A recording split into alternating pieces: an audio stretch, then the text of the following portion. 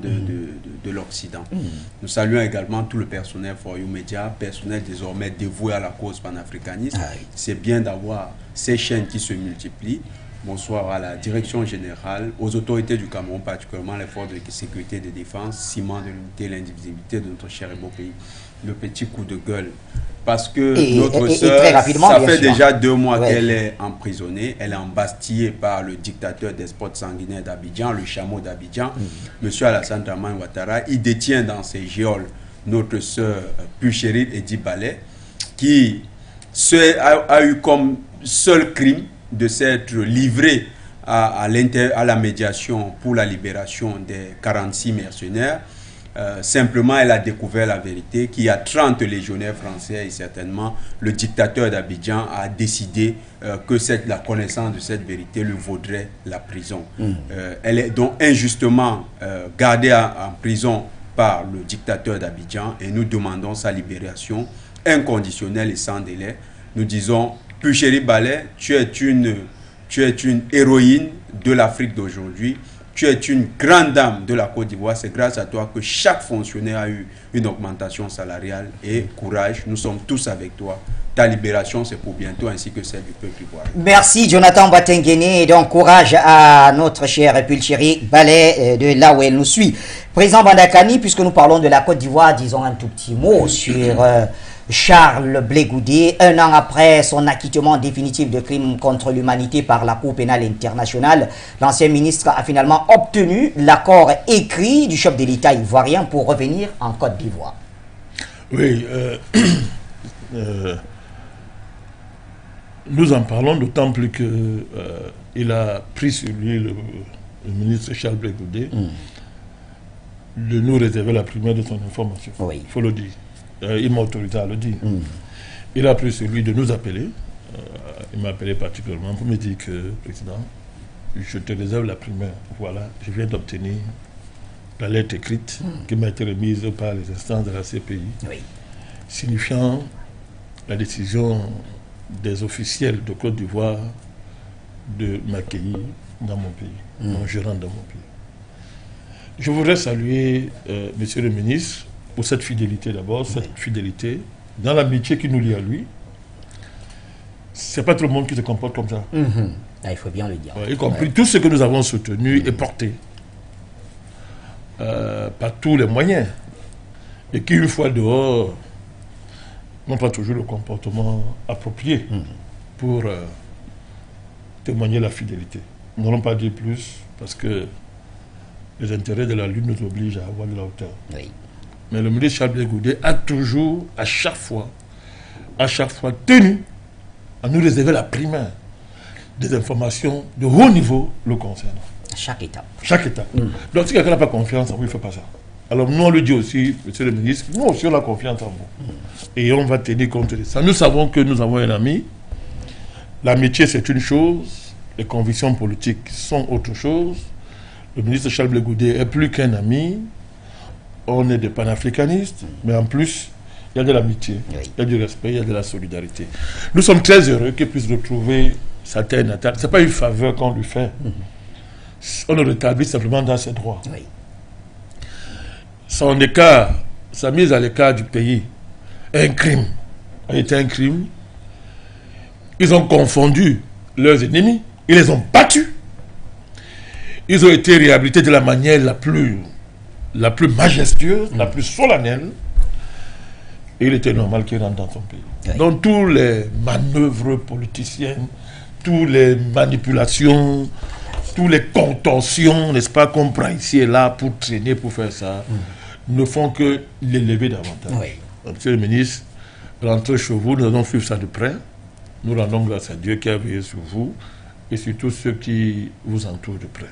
C'est une bonne nouvelle, Bachir. En tout cas, une très bonne nouvelle. Merci, Président Bandakani. Puisque ce sont des salutations, des hommages, Jonathan Batenguene, nous sommes le 20 octobre 2022.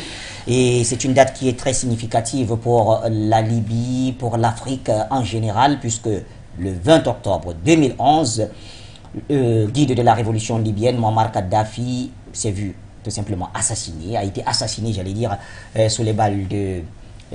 comment on appelait la force, j'ai oublié. de forces démocratiques. En tout cas, elles sont très démocratiques si l'on en croit à ce que nous voyons aujourd'hui comme résultat. La question pour nous serait de savoir quel héritage Kadhafi aujourd'hui a laissé pour la Libye et pour le continent africain. Il faut le reconnaître, si aujourd'hui ce combat a la dimension qu'il a, c'est à cause de certaines personnalités. Il y a le guide libyen Muammar Kadhafi, qui depuis la fin des années 90, même s'il avait eu des démêlés avec le Tchad, on ne parle pas de démêlés de guerre qui s'est produit avec le Tchad, il a su recréer un cadre de confiance avec ce pays au point où, avant sa mort, il s'entendait, il était l'un des plus fidèles amis du président, du maréchal Idriss Déby. Or, on sait que le maréchal s'est battu avec Hissène Habré dans la guerre contre la Libye. Le guide Muammar Kadhafi, c'est l'homme qui en 1999 a réuni les chefs d'État dans son village à Sirte pour la déclaration de Sirte, qui est un acte fondateur de l'Union africaine.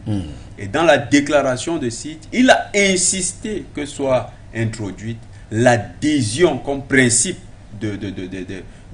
fondateur de l'Union africaine, l'adhésion à la cause panafricaniste. C'est écrit en noir sur blanc dans les textes fondateurs de la déclaration de l'Union africaine. En 2000, il est parmi les leaders qui pensaient que avoir le NEPAD ne serait pas une mauvaise chose, mais seulement il fallait aller plus loin que le NEPAD, parce que le NEPAD, c'est un travestissement des travaux d'Abuja de 1980. C'était une manière de détourner ces travaux et de construire quelque chose qui devait être piloté de l'extérieur. D'ailleurs, dans la promotion, Abdoulaye Wade, qui était le porteur du NEPAD, travaillait de concert avec Jacques Chirac et l'Union européenne. Or, le guide libyen, qu'est-ce qu'il a fait? En 2003, il a ébauché le nouveau système qui allait construire l'architecture d'indépendance de l'Afrique. Et ce système-là était composé d'une banque centrale qui devait avoir des réserves d'or. Il était prêt à mettre à la disposition des Africains 120 tonnes d'or comme réserve pour la Banque centrale africaine. Il y avait le Fonds monétaire africain qui devait avoir son siège à Yaoundé.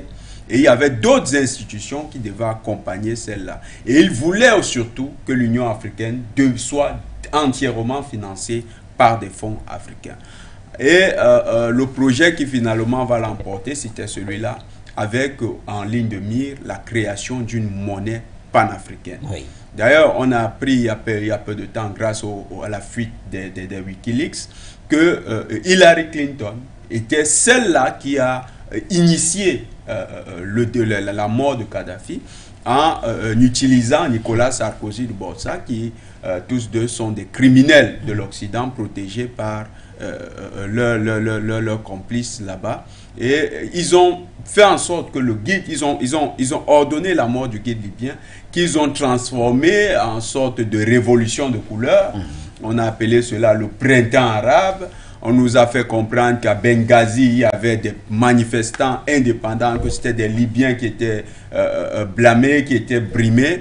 Alors que dernièrement, lorsqu'il s'agissait d'aller apporter du soutien en Ukraine, certains combattants qui étaient britanniques, quand le Guardian a demandé à l'un quelle était son expérience, il a répondu qu'il avait comme expérience d'être allé en Libye et d'être allé en Tunisie. Alors, qu'est-ce qu'il foutait en Tunisie, en Libye, comme expérience guerrière? Donc, il est venu lui-même se dénoncer. Et cette erreur nous a fait comprendre qu'effectivement, des mercenaires avaient orchestré la fausse révolution de couleur en Libye. Et ces mercenaires ont été renforcés par d'autres combattants qui sont venus du Moyen-Orient, notamment de Syrie, qui ont densifié les effectifs et ont constitué la force choc qui est allée contre les forces libyennes, bien sûr, avec les bombardements de l'OTAN. C'est un crime de plus de l'Occident dans la conscience de l'humanité. Nous n'avons pas dit dans la conscience de l'Occident, dans la conscience de l'humanité. Parce qu'un jour, l'humanité se rappellera. L'humanité se rappellera de tous les crimes que l'Occident a commis. Parmi ces crimes, il y a l'esclavage, il y a la mort de tous les nationalistes indépendantistes panafricains avant les indépendances et pendant la période des indépendances. Il y a également tous ces leaders qui ont été tués, soit par coup d'État, soit par des fausses révolutions comme celle qui s'est passée en Libye. La mort du guide Muammar Kadhafi n'a pas sonné la fin du panafricanisme. Plutôt, cela a sonné le nouveau départ du panafricanisme. On est quitté d'un panafricanisme professé par des élites vers un panafricanisme populaire, panafricanisme des peuples. Et il s'avère aujourd'hui, avec le regard que nous avons de l'Afrique, que le nouveau panafricanisme est un souffle plus puissant, un souffle plus dévastateur, un souffle qui est en train de balayer les vents de la dictature mondiale qui était incarnée par l'hégémonie occidentale. C'est l'héritage de la mort du grand guide libyen Muammar Kadhafi, et nous assumons les positions qu'il a adoptées depuis les années 99. Nous assumons le combat qu'il a initié au début des années 2003 et nous sommes tous les continuateurs de ce combat partout en Afrique où on s'identifie au panafricanisme. Merci Jonathan Batengene, c'était l'hommage à Muammar Kadhafi. On peut aller directement vers la RCA et ce serait un crime de lèse-majesté que de ne pas laisser le président Bandakani dire un mot sur Muammar Kadhafi. Il a tout dit, il a tout dit, Jonathan a tout dit. Non, je pense que à cette date d'anniversaire, loin de nous verser dans une historiographie de l'homme, il faut plutôt analyser dans le sens que Jonathan nous a prêté, à savoir si Kadhafi était vivant aujourd'hui, qu'est-ce qu'il ferait, qu'est-ce qu'il penserait de ce que nous sommes en train de faire, de son héritage. Je pense qu'il serait très heureux. Il serait très content. Parce que tout à l'heure, Jonathan a parlé du panafricanisme institutionnel, dont il était un des héros, et dont les limites sont évidentes, et qui sont manifestées par sa mort, par son assassinat, mais qui aujourd'hui repris le projet, la quintessence de sa démarche, parce qu'il ne faut pas faire semblant d'être naïf. L'unité de l'Afrique pour Kadhafi était un moyen pour combattre l'impérialisme occidental. Parce qu'on dit unité, unité, unité, on peut s'unir pour faire des bêtises. On peut s'unir pour assouvir des besoins anti-africains. C'est clair. Il y a l'unité réactionnaire, il y a l'unité des conservateurs.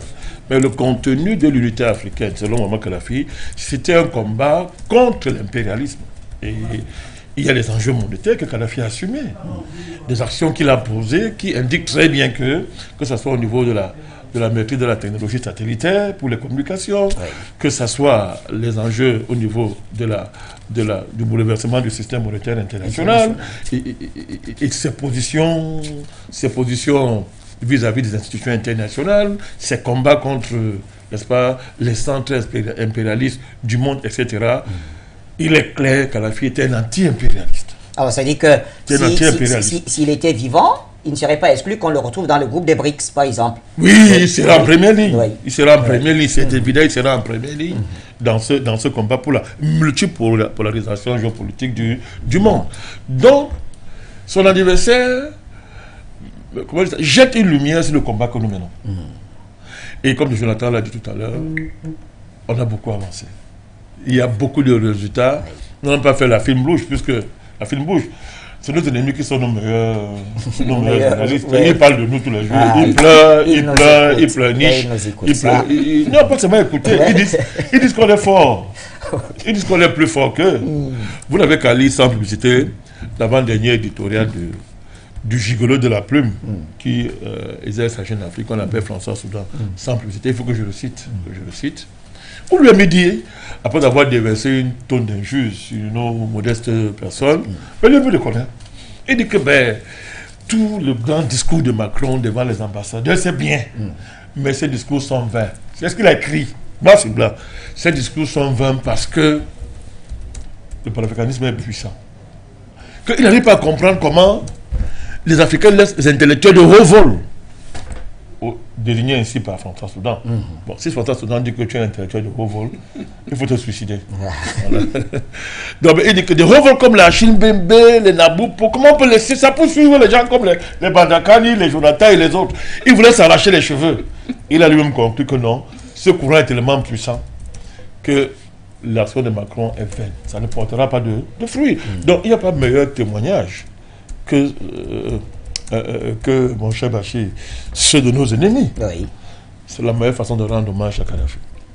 C'est de continuer ce combat, de continuer à dynamiser la lutte, les jours qui passent, de veiller sur les épicentres panafricanistes dans le continent, Mali, la Centrafrique, Burkina Faso, le Cameroun, l'Éthiopie, il faut suivre ça de près, l'Éthiopie, il faut veiller sur tout ça, l'épicentre ukrainien, Madagascar, veiller où d'ailleurs le président a limogé. Un ministre voyou qui va voter contre les consignes de son pays à l'ONU.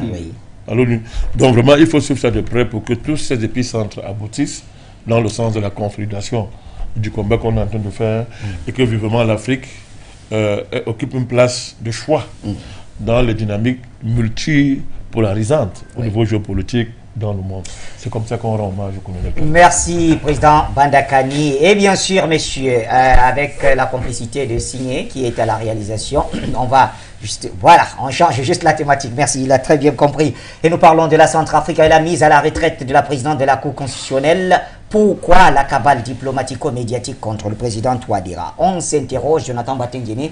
Peut-être c'est avec vous qu'on va commencer. Comment vous appréciez ce qui se passe aujourd'hui, ce qui donne des allures quand même de bras de fer entre l'exécutif et le judiciaire, incarné par le président Touadéra et bien sûr Madame Darlan Daniel? Il y a un bras de fer, ça c'est au niveau de la réécriture de la Constitution. Oui. Envoyer ou bien signifier qu'un fonctionnaire va à la retraite, ce n'a rien un bras de fer. Madame Darlan a atteint la limite d'âge. Est-ce en fait? Oui. La limite d'âge, l'administration ne lui avait pas encore communiqué son départ à la retraite. Les ressources humaines ont parfois ce genre de situation et ça arrive même dans les administrations privées. Et elles peuvent se rattraper et commettre un acte administratif dans lequel on rappelle la mesure. Oui. C'est ce qui s'est passé.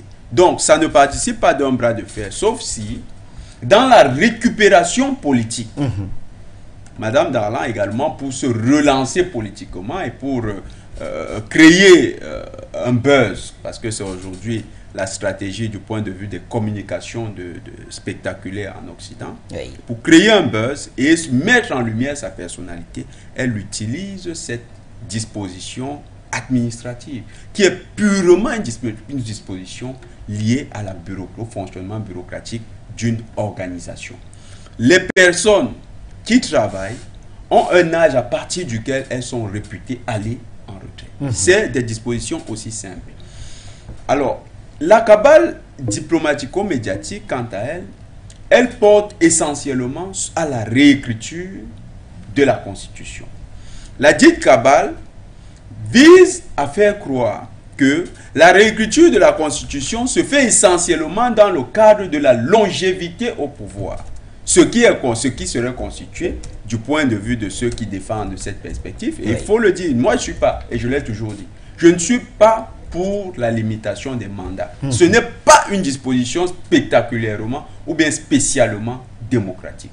C'est une disposition qu'un peuple peut adopter. Si ce peuple adopte, c'est peut-être lié à un contexte et à des enjeux spécifiques. Mais si on regarde la mesure dans le monde, vous verrez que les Chinois n'ont pas de limitation, ils ne sont pas moins démocratiques que les États-Unis. Xi Jinping jouit d'une notoriété encore même plus importante que M. Biden. Mais est-ce que quand même la coïncidence ne nous amène pas à nous questionner sur la décision? Il y a que Mme Darlan a de manière consécutive d'abord bloqué juridiquement la question de la crypto-monnaie qui n'est qu'un projet, et puis la question de la loi sur la révision constitutionnelle, les deux. Et puis juste après, on voit quand même cette décision, cette coïncidence, est-ce qu'elle ne suscite pas quand même beaucoup de questionnements? À ce niveau, il faut qu'on le reconnaisse. Oui. La constitution du Centrafrique actuelle est elle-même le problème. Parce qu'elle permet ces mécanismes de contre-signature après la promulgation du président. C'est même d'ailleurs une anomalie constitutionnelle qui, si Mme Darlan est dans la logique des procédures administratives, ne devrait plus perdurer. Le président, la promulgation d'une loi est la dernière étape de la mise, de l'érection de la dite loi. C'est la dernière étape.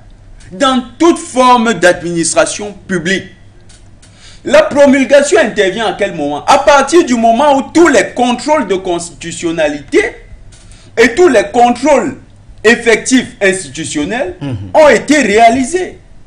C'est-à-dire, contrôle administratif pour là où ça existe avec le gouvernement, le contrôle parlementaire, le contrôle constitutionnel et enfin la promulgation. Et généralement, même on n'a pas besoin de passer par le contrôle constitutionnel. Parce que le contrôle constitutionnel peut arriver dans le cadre d'un contentieux sur la constitutionnalité d'une loi. Or, la dite disposition qui est constitutionnelle en Centrafrique, c'est une anomalie qui a perduré et qu'on pouvait comprendre comme étant un des gages que le président ne prendrait pas, le président de transition. Parce que tout a été adopté pendant la période de transition. Tout à fait. Que le président de transition n'allait pas transiger avec la loi au point de vouloir passer outre et prolonger son propre mandat. Maintenant qu'on n'est plus en phase de transition, de telles dispositions ne sont plus pertinentes. Il fallait donc rentrer dans un processus de normalisation. Et si Mme Darlan reste dans ces dispositions où elle veut maintenir le pays dans une constitution de transition, c'est au président de prendre ses responsabilités. On n'est pas encore dans le bras de fer, mais on est dans la prolongation de l'anomalie constitutionnelle d'une constitution de transition dans un état normalisé. Et pour que cet état parvienne à l'étape de normalisation totale, il faut à un certain moment, s'il y a des goulots d'étranglement, que le président fasse prévaloir son pouvoir, et en ce moment on pourra parler peut-être d'une cabale ou bien d'une tension entre le pouvoir constitutionnel et le pouvoir exécutif, mais toujours est-il que c'est un pouvoir qui est réputé être dans de la compétence du président. Il dissout certaines institutions et il procède à une refondation de l'État centrafricain. Il peut le faire même en convoquant, en dissolvant de telles institutions et ensuite convoquant un référendum pour adopter une nouvelle constitution. C'est à lui de voir, il a les pleins pouvoirs et il devrait utiliser ses pouvoirs plutôt que de laisser perdurer cette anomalie qui date de la période de transition. Merci Jonathan Batengene. Président Mbandakani, quelle lecture vous faites de ce qui s'apparente quand même aujourd'hui à un bras de fer qui donne la possibilité aujourd'hui à certains médias et certaines chancelleries d'organiser presque une cabale contre le président Touadéra. Il s'agit quand même de la mise à la retraite d'un fonctionnaire de l'État, ce qui ne devrait en principe pas faire autant de bruit. D'abord, mon cher Bachir, il faut dire 2 ou 3 choses préalables. D'abord, c'est pas... Vous n'entrez pas dans l'histoire comme étant une chef du cours constitutionnel parce que les médias français disent que vous êtes une grande chef du cours constitutionnel. Parce que des opposants dévoyés, corrompus, antipatriotiques, vous ont recruté pour des besoins politiciennes de conquête de pouvoir au service d'un projet abject, celui de maintenir la Centrafrique sous la férule diabolique de la France. Pour ne citer que la France. Vous ne devenez pas une grande juriste constitutionnaliste parce que vous portez les belles jupes et que vous ouvrez des perspectives politiciennes à des petits garçons qui sont stipendiés par la France. Vous êtes une grande chef du cours constitutionnel parce que vous avez respecté les principes qui fondent et norment la régulation constitutionnelle, qui est une prérogative de la Cour constitutionnelle. Ça s'appelle le contentieux de la constitutionnalité. Est-ce que c'est le cas avec Mme Darlan? Non. Que ce soit la décision relative au Sango Coin. C'est une honte pour la Centrafrique. On se demande quelle est la valeur de ses compétences en la matière. Elle a violé complètement les principes de la Cour constitutionnelle à tout point de vue pour, comment on dit ça, pour faire instance sur un objet qui n'avait rien à voir, mon cher Bachir, avec les compétences de la Cour constitutionnelle. Oui. Deuxièmement, sur le projet de réécriture de la Constitution, là encore, elle se saisit d'un objet dont elle n'est pas compétente pour ça. La réécriture d'une Constitution n'a rien à voir avec les prérogatives de la Cour constitutionnelle. Voilà pourquoi quand elle justifie ses décisions, ça fait rire. Elle convoque des arguties qui n'ont rien à voir avec des arguments dignes de son nom en matière de constitutionnalité. Mon cher Bachir. La présidente de la Cour constitutionnelle a le pouvoir, avait le droit de raconter ses histoires s'il s'agissait d'une révision constitutionnelle. Ce n'est pas le cas. Tous les articles de la Constitution, les articulations de la Constitution en la matière ont été respectés dans la procédure de mise en œuvre du projet de réécriture de la Constitution qui relève des prérogatives du chef de l'État. Le rôle d'une présidente de la Cour constitutionnelle, ce n'est pas de contester les prérogatives d'un chef d'État. Mais c'est ce qui se fait. C'est d'analyser, c'est d'apprécier la constitutionnalité des règlements, des projets de loi, des lois déjà, des lois votées, des tests réglementaires, etc. C'est ça son rôle. Mais ce n'est pas de devenir un président bis. Le rôle du chef de Cour constitutionnelle, ce n'est pas d'être la personne qui défie le président et pour faire la une des journaux, des médiocres journaux français. Le rôle du chef de Cour constitutionnelle, ce n'est pas d'être une star. La fonction de président ou de président de Cour constitutionnelle demande une maturité, une sérénité, une certaine assise, mon cher Bachir, une certaine assise liée à la gravité des questions constitutionnelles dont on a vu, n'est-ce pas, Mme Darlan s'en éloigner systématiquement. On n'a pas affaire à une présidente de Cour constitutionnelle, on a affaire à une corrompue de haut niveau, dont l'ascendance politique est marquée par une allégeance servile aux intérêts français et un comportement antipatriotique reconnu qui font que, n'est-ce pas, son maintien dans cette cour, à la tête de cette cour, porte de manière gravissime atteinte aux intérêts de la Centrafrique. Mon cher Bachir. Donc le débat, il est là. C'est pas ça. Il faut qu'on mette les choses au clair par rapport à ça. Deuxièmement, c'est parce qu'une opposition, autoproclamée opposition, bavarde, fait du bruit, s'énerve, convoque ses appuis français, que ce qu'ils disent, ce qu'elle dit, a une valeur politique, mon cher Bachir. C'est le cas de Centrafrique. On est libre de politiser l'avenir constitutionnel d'un pays. On est libre de faire de l'avenir constitutionnel d'un pays un sujet de tactique politicienne de prise de pouvoir. Mais ce n'est pas le rôle du président.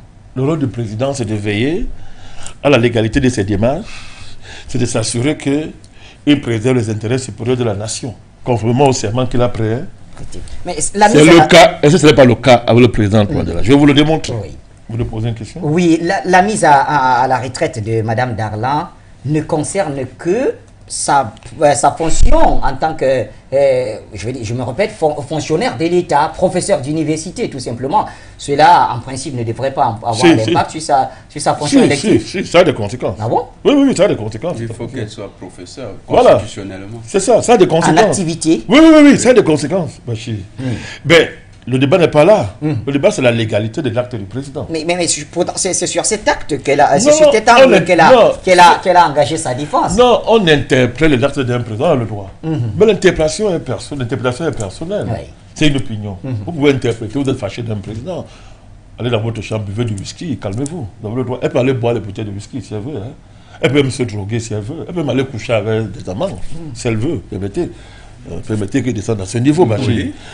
Hein? Non, allez, non, on fait comme si on n'a rien entendu. Voilà, c'est-à-dire qu'elle peut le faire.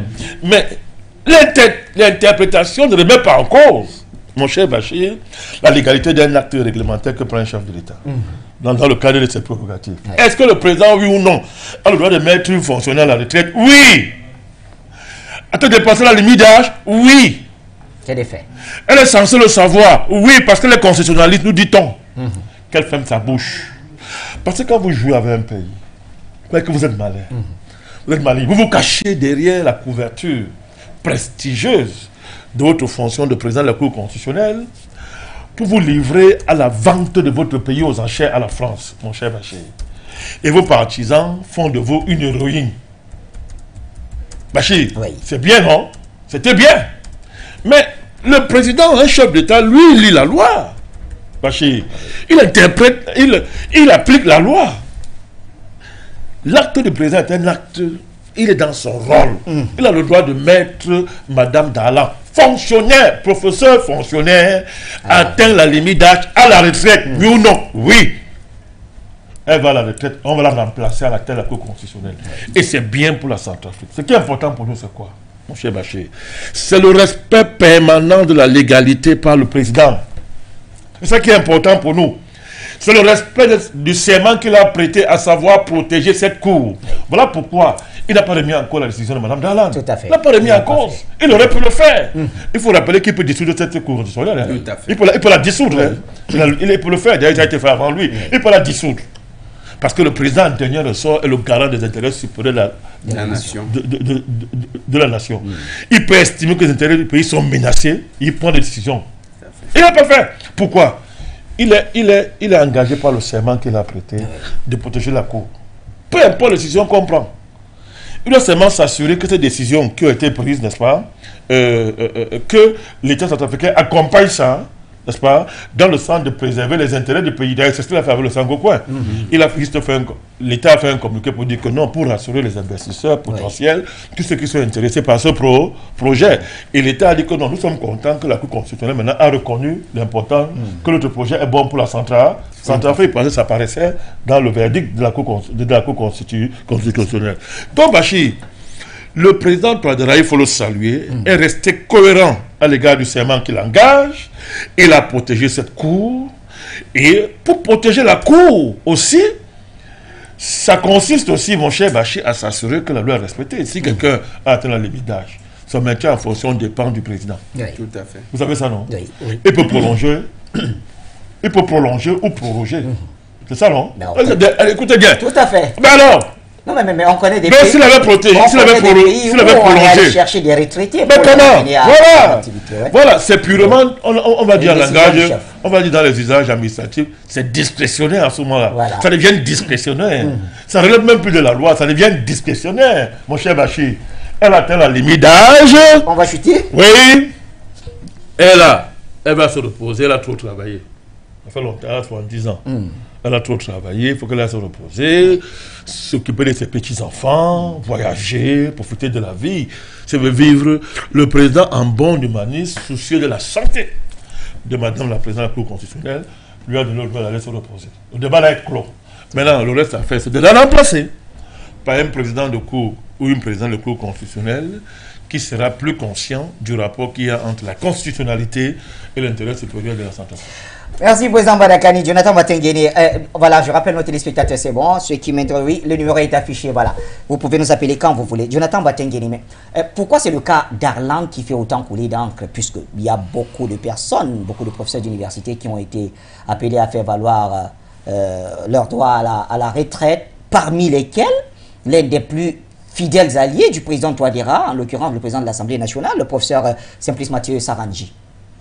En fait, il faut noter que dans sa situation, elle est rentrée dans un jeu bureaucratique, comme disait célèbre sociologue français Michel Crozier.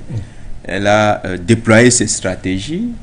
Elle se disait qu'elle était l'actrice dans le système, qu'elle allait retourner le système à son avantage, qu'elle maîtrisait plusieurs zones d'ombre, notamment avec sa compétence de juriste. Et elle s'est tissée dans cette perspective un ensemble de ressources asymétriques, notamment les ressources informationnelles. Et quand nous parlons de ressources informationnelles, elle s'est rapprochée de milieux d'influence en Occident, notamment avec la France. Elle a usé de son rapprochement pour s'assurer un ensemble de bénéfices de sa position stratégique, notamment avec le fait qu'on lui miroitait un emploi au niveau de l'Union européenne, un poste de contact important avec les chancelleries africaines. On lui a fait comprendre qu'elle avait la possibilité de poursuivre une meilleure carrière si elle jouait un rôle particulier dans le cadre de la déstabilisation de l'échiquier en formation en Centrafrique, lequel échiquier a pour maître actuel le président Faustin-Archange Touadéra. Donc, dans ses calculs, elle n'avait pas mesuré qu'il y avait des enjeux qui auraient pu être mobilisés contre elle. Notamment, un des éléments, c'était, comme on dit encore, le joker, c'était qu'elle avait atteint la limite d'âge. Et qu'à ce titre, elle aurait pu être rappelée à la retraite, vu que l'administration, dans son fonctionnement, peut parfois connaître des lenteurs. Et puis, c'est même un des éléments que l'OSCDE reconnaît à l'État centrafricain, les lenteurs administratives. Donc, les lenteurs administratives n'avaient pas encore permis de revenir sur cet élément important-là. Actuellement, qu'elle est rentrée dans les jeux stratégiques, les acteurs déploient leur carte et la lenteur administrative a servi certainement à rétablir un équilibre. Elle-même, si elle se met en lumière, c'est parce qu'elle veut à tout prix, se présenter comme la victime, comme l'individu qui veut être frappé, parce qu'elle sait qu'il y aura des conséquences. Vous savez, quand vous voyez un individu s'agiter sur la scène nationale, ça veut dire qu'il sait que les carottes sont cuites, surtout en politique. Elle sait que les carottes sont cuites, que sa fonction légalement est perdue, que le président Touadéra va être conséquent, et que son rôle stratégique qui avait été concocté par l'Union européenne, ce rôle-là, c'est fini, c'en est fini. Elle se bat aussi dans l'optique de montrer à ces patrons-là qu'elle a quand même servi et qu'il est temps de lui préparer la récompense. Oui. De la récompense, parce qu'elle sait qu'elle va partir, donc elle veut qu'on lui prépare la récompense. Elle fait un peu de boucan, elle veut exploiter ça dans le combat informationnel, le combat communicationnel entre les deux pays, surtout que les médias propagande de Quai d'Orsay ont déjà commencé à revenir sur l'élément. Donc, ça participe de l'exploitation qui en est faite. C'est une défaite d'étape pour eux, mais ils veulent à tout prix retourner cette défaite dans le cadre de leur guerre informationnelle avec le Centrafrique. Il faut dire que le président Touadéra, comme le président Badakani l'a expliqué tout à l'heure, le président Touadéra est resté légaliste. Pour nous, à un certain moment, on lui aurait suggéré de procéder par des voies constitutionnelles assez claires, la dissolution de certaines institutions et la réécriture de la Constitution qui devait garantir une réorganisation, une refondation de l'État. Il a préféré être légaliste et ça, c'est à saluer, ça met sur son crédit. C'est aussi la preuve, comme le professeur Mbelek aime souvent le dire, que c'est un vrai mathématicien. Il a des calculs assez fins, assez bien déployés. Et cette dextérité-là est en train de donner des résultats. Madame Darlan, comme on dit au tribunal, elle a été battue sur son terrain. Très bien. Battue sur son terrain, c'est ce qu'on retient, Jonathan Batengene. Donnons la parole à nos téléspectateurs. Abou, il nous appelle depuis l'Angleterre comme toujours. Bonsoir, cher ami Abou. Bonsoir, monsieur Bachir Ladan, le meilleur journaliste du monde. Je suis tellement content de vous voir à cette fin de week-end. De semaine, en ce début de week-end, sentez-vous saluer avec beaucoup de déférence, d'amour, de saluer le roi Jonathan Et le président Madakani que j'adore, le technicien, le plus grand technicien du monde, et tous les plans. Le guide Kadhafi, en ce jour, le colonel, en tout cas, que son âme repose en paix et qu'il sache que nous, les néo-panafricanistes, nous ne l'oublierons jamais, on ne va jamais l'oublier. Il est avec nous en esprit et tôt ou tard, on va le venger. Et en ce qui concerne la problématique discutée maintenant, nous disons que le président Touadéra a très bien agi. Il a tout notre soutien. Et c'est ce que nous avons toujours prêché sur toutes les chaînes panafricanistes. De par notre expérience africaine et notre expérience européenne, nous disons toujours que dans nos constitutions africaines, nous devons mettre le patriotic act. C'est-à-dire que tous ceux qui ne concourent pas à l'intérêt de la patrie, ils doivent, de facto, on doit les révoquer. On doit les éliminer. Parce qu'on a compris le système des impérialistes. Le système des impérialistes, c'est que eux, ils comptent sur leur relais en Afrique. Et c'est leur relais en Afrique qui font qu'ils nous dominent. Donc, nous, c'est quoi on doit faire? On doit faire le tri parmi nous. C'est-à-dire, un tri, mais fait avec tolérance zéro. Vous voyez, Alassane Dramane Ouattara, qu'est-ce qu'il fait au pays? Vous avez vu comment il a mis Pissarri Balé en prison? Et aucun impérialiste ne parle, parce que eux, c'est comme ça, eux fonctionnent. Ils fonctionnent avec tolérance zéro. Si n'est pas, les Américains nous ont montré, si vous n'êtes pas pour nous, vous êtes contre nous. Et c'est comme ça que nous devons fonctionner aussi. Donc, Touadéra a raison d'éliminer tous ceux qui ne vont pas droit dans sa politique. Actuellement, nous avons une politique de souveraineté. Donc, tous ceux qui viennent tergiverser, ils ne sont pas pour nous. Donc, nous, maintenant, là, on va les allumer. Comme on dit en Côte d'Ivoire, on va les taper. On ne va plus faire de cadeaux parce que eux, leur manigance paye ce que beaucoup d'Africains meurent. Vous comprenez? Donc, nous, maintenant, on va faire ce que l'anticipation. On va les enlever avant qu'ils tuent les Africains. Donc, Touadéra a tout notre soutien. Et c'est comme ça que tous les panafricanistes doivent agir. Prévenir vaut mieux que guérir. En Europe, ici, on fait le patriotic act.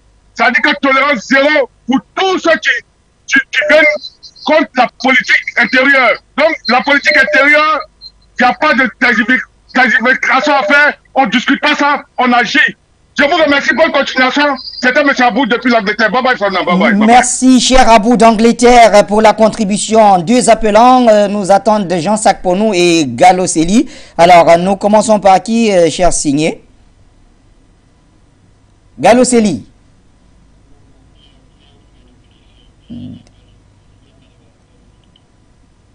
D'accord, je vois. Donc, je sais pas, on va aller avec qui? Gallo Seli ou Jean Sakponou? Alors, ça rame un tout petit peu au niveau de l'appel. Bon, on y retournera tout à l'heure, en tout cas. On y retournera tout à l'heure. Le temps de revenir vers le président Bandakani. Président Bandakani, je suis en train de fouiller en même temps dans les textes centrafricains en rapport avec la Cour constitutionnelle et je tombe sur cette phrase. Le statut de membre de la Cour constitutionnelle selon la législation se perd dès lors que ces derniers sont admis à la retraite ou pour le cas de force majeure, notamment le cas de décès. Ce qui concorde avec ce que vous avez dit tout simplement. Si Mme Darlan est appelée à aller à la retraite en tant que fonctionnaire, c'est dit qu'elle perd de facto aussi sa position au niveau de la Cour. C'est ça qui fait qu'il y a deuil dans leur camp. Il y a deuil. Et puis, ce deuil-là, il y a les deuils bruyants. Les gens pleurent, ils font le bruit. Oui. Bon, maintenant, quand c'est que la personne qui est morte a cherché sa mort, vous allez au deuil, c'est calme. Les gens ne pleurent pas. Il y a un silence grave. Un silence grave s'est abattu dans le camp des bandits, les ennemis de la Centrafrique, qui ont pour parrain la France. Il y a un proverbe qui dit dans mon village, que vous le connaissez ce proverbe, Jonathan aussi connaît ce proverbe. Quand tu te baisses pour regarder le derrière de quelqu'un, il y a quelqu'un là qui, excellemment, il regarde ton derrière, peut filmer, prendre des notes et garder. Le jour où vous l'énervez, il peut sortir une photo qui n'est pas très bonne pour vous. Non. Madame Darlan, c'était une ennemie de la Centrafrique. Je pèse mes mots. Une ennemie de la Centrafrique. Nous avons suffisamment démontré dans nos émissions précédentes que la situation de la Centrafrique est une situation particulière, spéciale, qui mérite des actions fortes.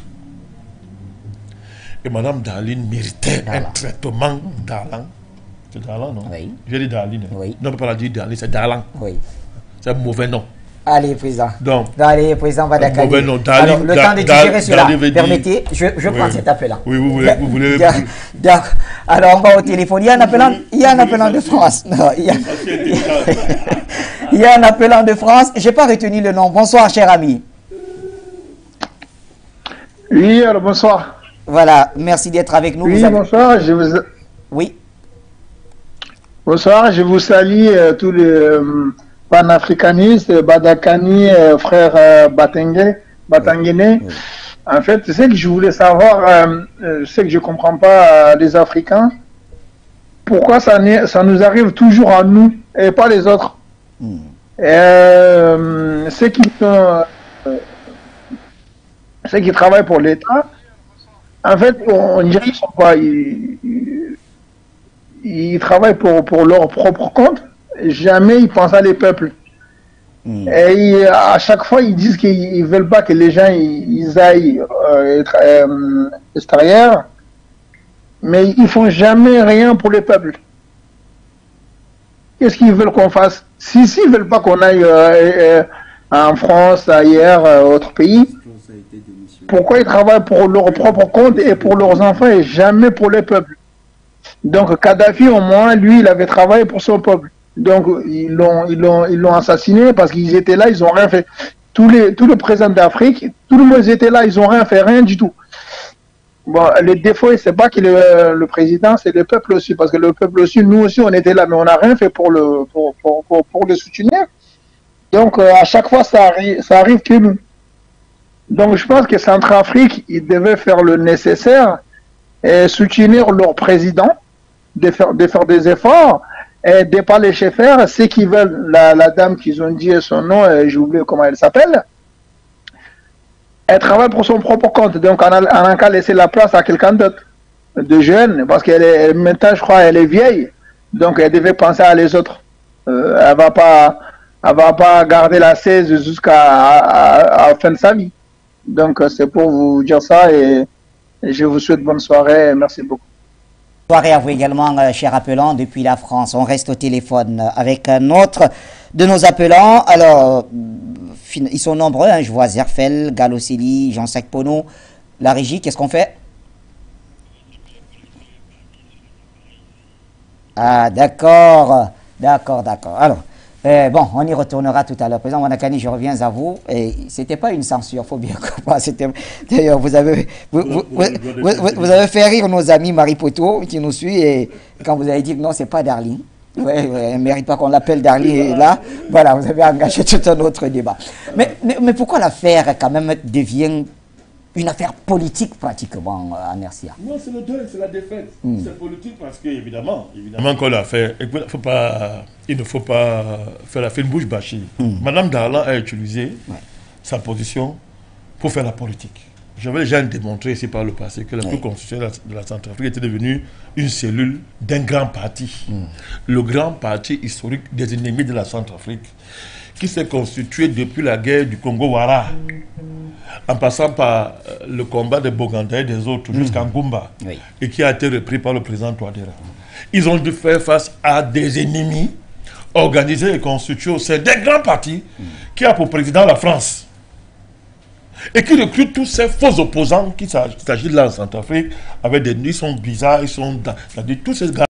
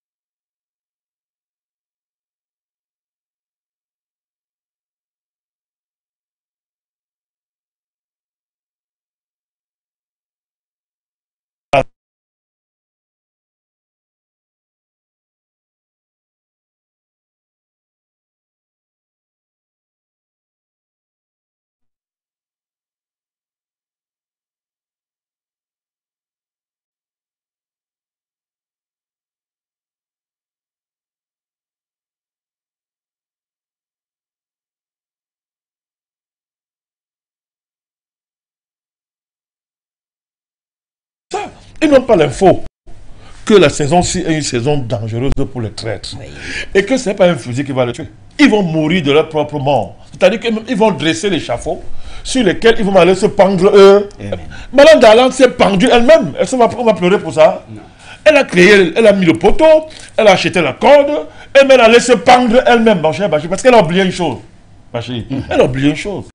Tous les prérogatives de la Cour constitutionnelle là, dont elle jouissait en tant que présidente de la Cour, ne c'était valable que si elle gardait son statut de fonctionnaire. Que si elle gardait ça. Et ce statut ne peut lui être conféré que par un acte du président de la République. Bachir avait oublié ça. Deuxièmement, Bachir, vous vous rappelez, Bachir, la parole, si, la parole, si, nous devons savoir la gérer. Elle avait dit le jour de la prestation de serment, en tant que conseil. Bon, maintenant, je voudrais rappeler que tous les gens qui admirent Mme Darlan et qui la célèbrent ne peuvent pas la célébrer et ne pas célébrer ses paroles. Bachir, ne pas prendre ses paroles en considération. Si Mme Darlan est Dieu est une déesse dans leur camp, alors vous voulez prendre. Ils ont la priorité. Très bien, prenons cet appel-là. On va essayer Zerfel, j'espère que ça va aller. Je constate juste des petits soucis avec la ligne. Zerfel, bonsoir.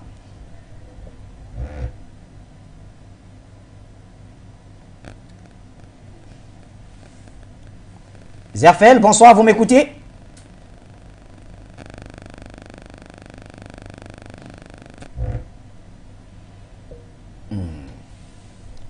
Alors, ça ne donne pas ce qu'on veut. Alors, Signé Pierre, essayez de voir. Je crois que Jean Sacponou aussi essaye de nous joindre à partir de votre ligne. Vérifiez. Et ils sont nombreux à vouloir réagir. Alors, juste des petits soucis avec la ligne pour nos appels ce soir, malheureusement. Et nous tirons vers la fin de l'émission. Dans une dizaine de minutes, on aura terminé. Mais nos téléspectateurs, vous pouvez intervenir à tout moment. Signé, est-ce que c'est bon avec Zerfel? Zerfel, bonsoir, vous m'écoutez? Non, il n'a pas le retour, me semble-t-il. On y retournera tout à l'heure. Voilà. Allô? Oui, Zerfel, bonsoir.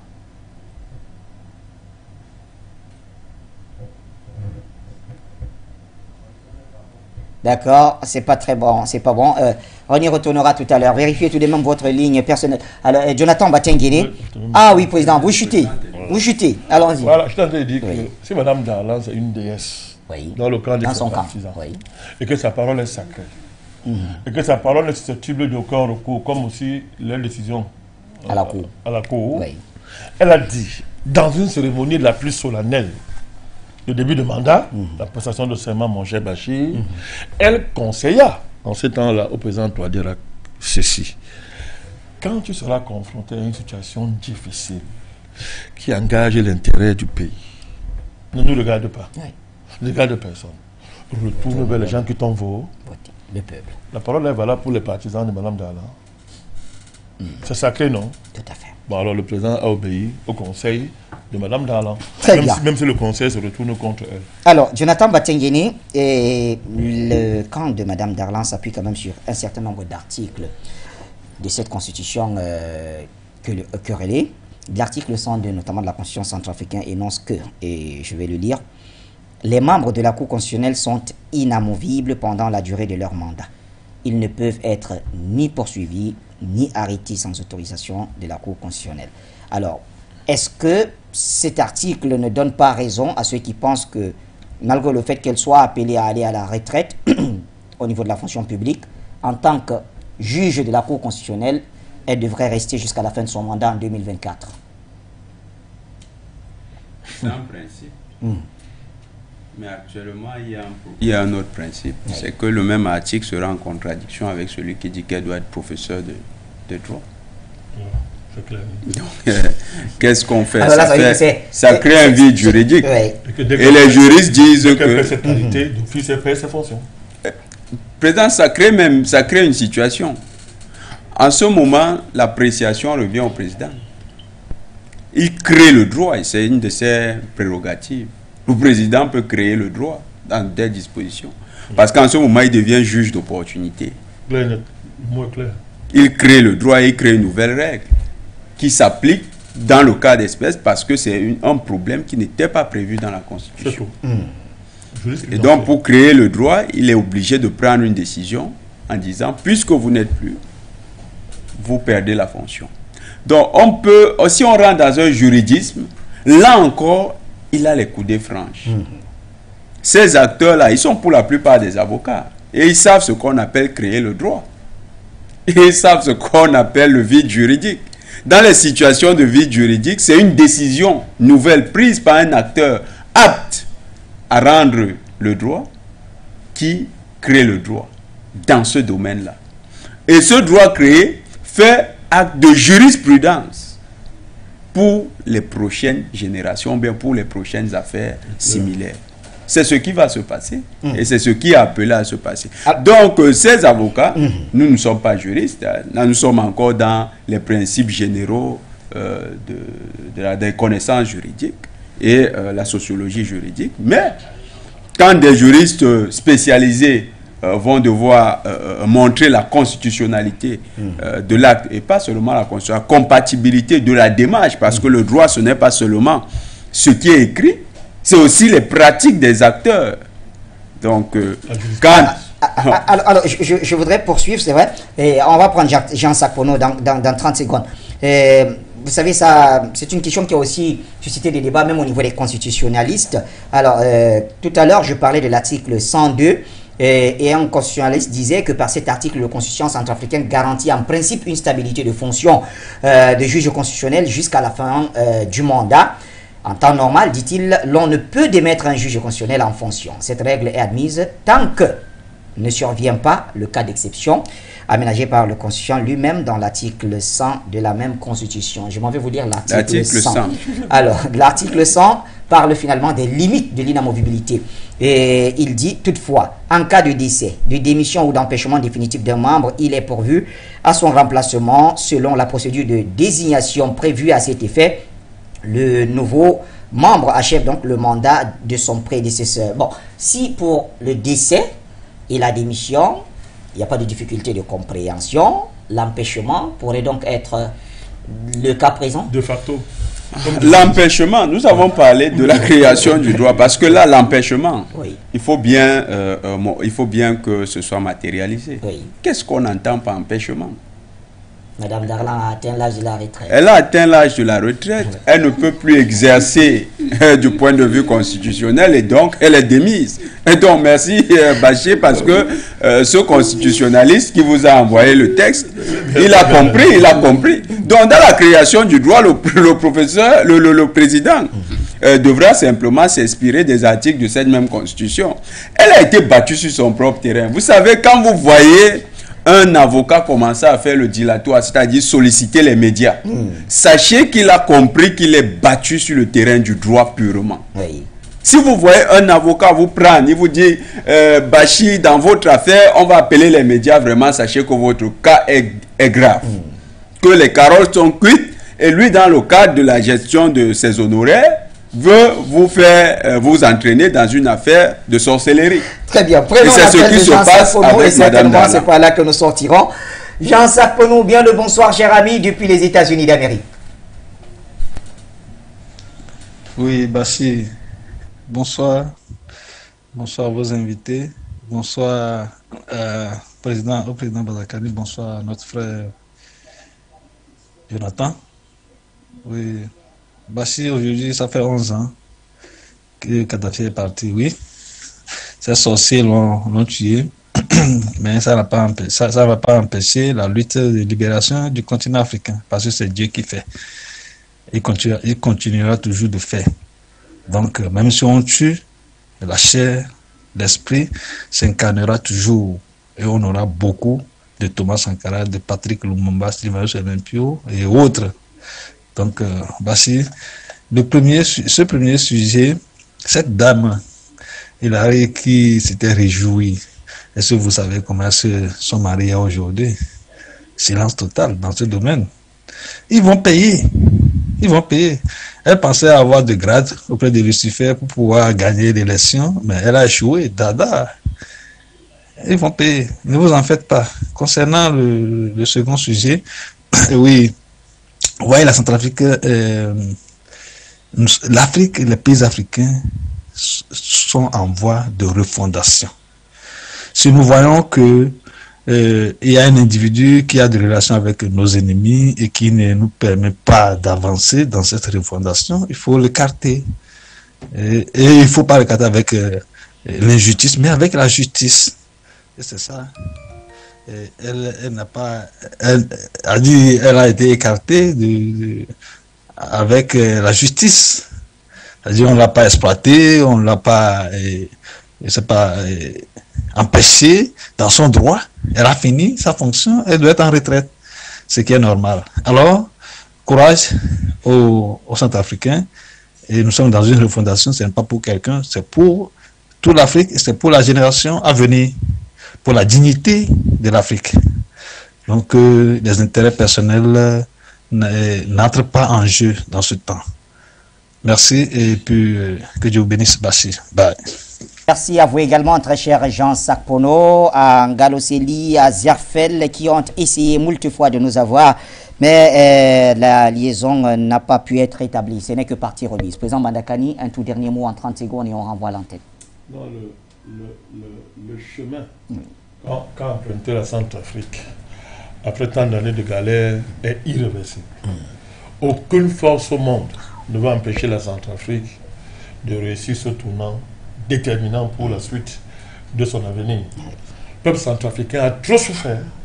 Et pendant qu'il souffre, pendant qu'il se meurt, il y a des constitutions, il y a des présidents de cour constitutionnelle, il y a des chefs d'état-major, il y a la MINUSCA, il y a la France, il y a tous ces gens-là. Mais leur présence et leurs actions, tellement légales, n'empêchent pas le pays de mourir. Il est temps, mon cher Bachir, que les patriotes, n'est-ce pas, s'élèvent, se rangent derrière le président Touadéra pour débloquer tous les obstacles, les blocages qui empêche ce pays de briller. Merci, Président Bandakani, Jonathan Batengene. Merci à vous également, à toute l'équipe technique qui nous a aidé dans la préparation et la production de cette autre édition.